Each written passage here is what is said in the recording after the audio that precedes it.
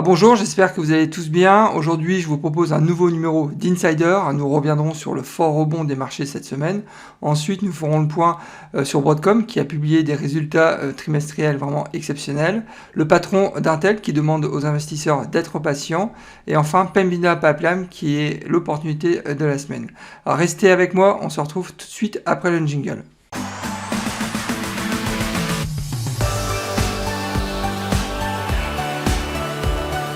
Pour ceux qui ne me connaissent pas encore, je me présente, Nicolas de la chaîne Mister Dividende. Mon objectif financier est de construire un revenu passif stable et sécurisé en investissant sur les marchés financiers. Je partage avec vous et en toute transparence mes analyses boursières. Je publie en règle générale 2 à 3 vidéos par semaine, donc il ne faut pas hésiter, inscrivez-vous, c'est entièrement gratuit. Je rappelle que mes épisodes sont disponibles en podcast et vous pouvez aussi rejoindre la communauté sur Discord. J'ai laissé le lien dans la description de la vidéo. Avant de démarrer, n'oubliez pas de liker ma vidéo, c'est toujours très important pour soutenir la chaîne. Je tenais à vous informer que je ne suis pas un conseiller financier, qu'il est important de faire ses propres recherches avant d'investir sur les marchés. Ne foncez pas tête baissée sans savoir dans quoi vous investissez. Gardez toujours votre esprit critique, c'est vraiment le meilleur moyen de faire de l'argent sur les marchés. Commençons cet épisode par un récap des marchés, donc à savoir que la meilleure performance de la semaine, il faut se tourner du côté de la Chine avec le Shanghai SE50 qui a pris 4,10%. Ensuite, on a les marchés américains qui ont très bien performé. Le Dow Jones a pris 4,02%.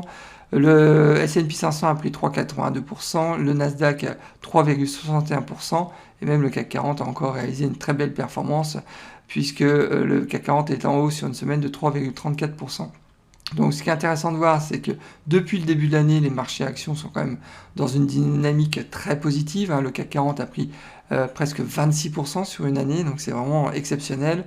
Le Nasdaq a pris 21%, le S&P 500 25%, le Dow Jones 17%. Finalement, il n'y a que la Chine qui est en retrait cette année, mais c'est vrai que la Chine est en train de revenir puisque sur une année, en tous les cas, la Chine est à moins 2%, moins 2,17%, alors que depuis le début de l'année, la Chine est à moins 7,88%.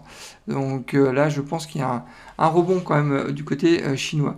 Alors ce qu'il faut noter aussi, c'est la 4e semaine consécutive de baisse pour le Bitcoin et les cryptos d'une manière générale. Le Bitcoin cette semaine a perdu 9,88%. Sur un mois, le Bitcoin a perdu quand même un peu plus de 25%.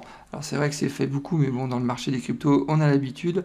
Alors est-ce que c'est le début du marché baissier? Je sais pas. En tous les cas, il y a des signes quand même qui montrent que le marché s'essouffle. Mais après, bon, c'est tellement difficile de prédire le marché crypto. Mais en tous les cas, ce qu'il faut retenir, c'est que moi, actuellement, j'ai arrêté en fait d'investir sur les cryptos. Ce que je fais actuellement, c'est j'ai investi sur les stablecoins. J'ai fait j'ai fait une vidéo surtout la semaine dernière à ce sujet. J'en parle maintenant de manière assez fréquente. Donc je commence à de nouveau investir sur les stablecoins pour préparer justement le marché baissier. Et c'est pendant le marché baissier que je vais de nouveau me positionner sur les crypto-monnaies. Donc, alors bien évidemment, si vous souhaitez en discuter avec la communauté, je vous invite aussi à vous inscrire sur Discord. On a une room, une room spécialement dédiée justement aux cryptos, une autre room qui est dédiée donc au marché actions. Donc, il ne faut pas hésiter, vous pouvez nous rejoindre, c'est entièrement gratuit. Passons maintenant à Broadcom. Le titre a bondi de 12% cette semaine suite aux résultats du 4e trimestre qui ont été vraiment exceptionnels et supérieurs aux attentes. Alors quelques chiffres, le titre de Broadcom a pris en un an 54%, sur 3 ans le titre a pris 154%, donc en gros sur les 3 ans le titre il prend 50% par an, donc c'est ce qu'il faut retenir, c'est vraiment énorme. J'avais fait une vidéo sur Broadcom qui explique le business de Broadcom et aussi tout le potentiel autour de Broadcom dans les 3-4 ans à venir, c'est énorme. Il faut savoir que... Enfin bon, je vous en dis pas plus, mais je vous invite vraiment à regarder cette vidéo. Alors, quelques chiffres sur Broadcom. Le dividende est actuellement à 2,61%, le payout est à 54%. Le dividende est plutôt bien sécurisé, c'est vraiment une machine à cash, Broadcom, avec des fondamentaux qui sont vraiment très costauds. Ça fait 10 ans qu'ils versent des dividendes. La croissance du dividende sur les 5 dernières années, tenez-vous bien, elle est de 52% en moyenne chaque année, donc c'est C'est énorme. Donc, et j'en ai un certain nombre dans la communauté qui me posent la question si c'est pas trop tard justement pour se positionner sur Broadcom. Moi, je pense pas. Je continue à investir, comme vous le savez, sur Broadcom.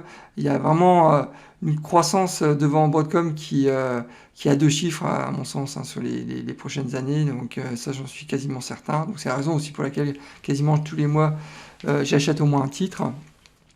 Et faites aussi l'exercice, hein, faites vos propres recherches, mais comparez par exemple le PBR d'AMD et de Nvidia avec celui de Broadcom et vous allez comprendre que le titre, en tous les cas, moi je pense qu'il est vraiment sous-évalué actuellement. Alors typiquement, Broadcom, c'est vraiment un titre qui est idéal pour un portefeuille de croissance, surtout avec ce type de statistiques, hein. Le titre, je rappelle, a augmenté de 154% sur les 3 dernières années. Sur ma chaîne Mister Dividende, je vous montre comment j'ai réussi à gagner 300 $ par mois de revenus passifs grâce à mon portefeuille d'actions à dividendes croissants. Alors n'attendez pas, abonnez-vous, c'est entièrement gratuit et bien évidemment si le contenu de la vidéo vous plaît, vous pouvez aussi liker la vidéo. Passons maintenant à Intel avec son PDG Pat Gelsinger, hein, qui a annoncé cette semaine qu'il faudra plusieurs années, entre 4 et 5 ans, pour remettre le géant des semi-conducteurs sur les rails. Alors il faut noter que Pat Gelsinger a pris ses fonctions il y a maintenant 10 mois. Ils ont rapidement, avec le board, décidé d'investir 100 milliards de dollars dans des usines de puces afin de fabriquer des puces pour d'autres sociétés de semi-conducteurs. Et c'est vrai que ça c'est vraiment nouveau, c'est un nouveau schéma industriel, hein, pour Intel, avec une modification en fait de leur business model et construire, enfin mettre en place des nouvelles lignes de production de puces électroniques, ça se fait pas en un an, donc ça prend du temps. Et une des missions, je pense aussi de Pat Gelsinger, qui fait très bien, c'est d'éduquer les investisseurs, d'éduquer les journalistes pour bien intégrer cette information. Et qu'est-ce qu'on peut dire sur Intel au niveau des chiffres? Donc le dividende est actuellement à 2,75%, donc c'est quand même un dividende qui est relativement élevé dans l'industrie des semi-conducteurs. Le payout est à 23%, donc ce dividende est très bien sécurisé. Ça fait 22 ans qu'il verse maintenant un dividende. Il faut savoir que la croissance moyenne du dividende sur les 5 dernières années est quand même de 7%, donc toujours au-dessus de l'inflation. Et le message que je voulais aussi donner, c'est communiquer, c'est que quand vous êtes investisseur d'Intel, faut être patient. Ça c'est évident. Là, ok, ils ont fait beaucoup d'erreurs, je pense, dans le passé. Je pense que l'arrivée de Pat Gelsinger et sa nouvelle équipe, c'est vraiment un pro, hein, ce gars. C'est un ancien, en fait, hein, d'Intel, il faut le savoir, et qui est revenu mais en tant que patron. Et je pense qu'il fait déjà un super boulot. Ils ont fait des choix stratégiques qui sont forts.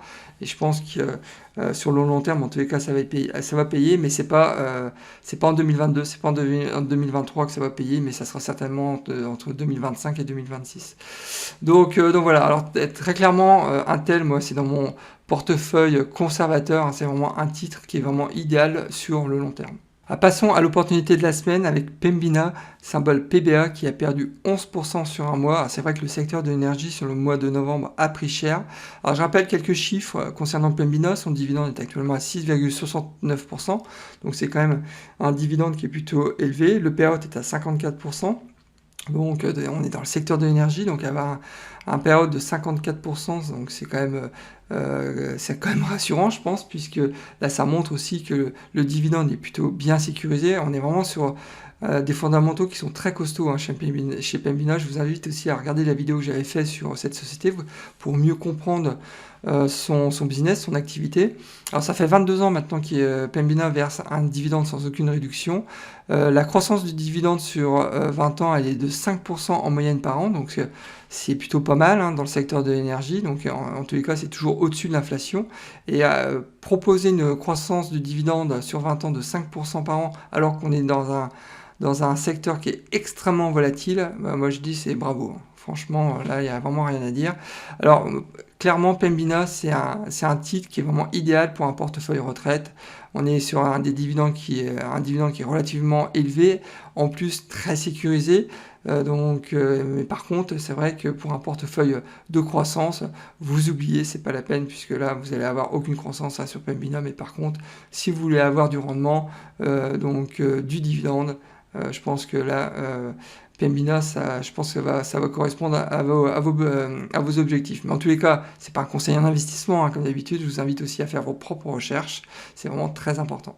Passons maintenant aux principales hausses de dividendes de la semaine. Alors on a Pfizer qui a augmenté son dividende de 2,6%, Abbott qui a augmenté son dividende de 4,4%, Edison qui a augmenté son dividende de 7,8%, CVS qui a augmenté son dividende de 10%, CH Robinson, le logisticien, qui a augmenté son dividende de 7,8%, Broadcom, encore eux, qui a augmenté son dividende de 14%. Quand c'est en rouge, ça veut dire que je suis déjà actionnaire de cette société. Donc cette semaine, j'ai reçu une nouvelle augmentation de revenus, donc c'est top. Amgen, qui a augmenté son dividende de 10%. Amgen, on m'a déjà demandé d'analyser le titre, donc dès que j'ai un créneau, je vais l'analyser parce que je pense que c'est vraiment une belle société. Enbridge, qui a augmenté son dividende de 3%, Carrier, qui a augmenté son dividende de 25%, W Carré, qui a augmenté son dividende de 0,3%, et enfin West Management, qui a augmenté son dividende de 13%. Alors au programme de la semaine prochaine, je ferai une revue de la société Vichy, donc un petit clin d'œil pour Kiki, il comprendra. Ensuite, je ferai une revue du portefeuille de Charlie Munger, donc le compère de Warren Buffett, donc ça sera intéressant aussi de regarder son portefeuille d'un peu plus près. Et enfin, je ferai donc un nouvel épisode d'Insider, épisode 14, qui apparaîtra théoriquement entre samedi et dimanche prochain. Eh bien écoutez, nous arrivons à la fin de cet épisode. Alors j'espère que ce nouveau numéro d'Insider vous a plu et que ça vous a donné quelques pistes de réflexion pour vos prochains investissements. Alors, si ce nouveau numéro vous a plu, n'oubliez pas de liker ma vidéo, c'est toujours très important pour soutenir la chaîne et aussi m'encourager à continuer ce type de contenu. Si vous n'êtes pas encore inscrit à ma chaîne, n'hésitez pas, inscrivez-vous, c'est entièrement gratuit. Eh bien écoutez, je vous souhaite plein de bonnes choses, je vous dis au prochain épisode et surtout, bon trade, au revoir.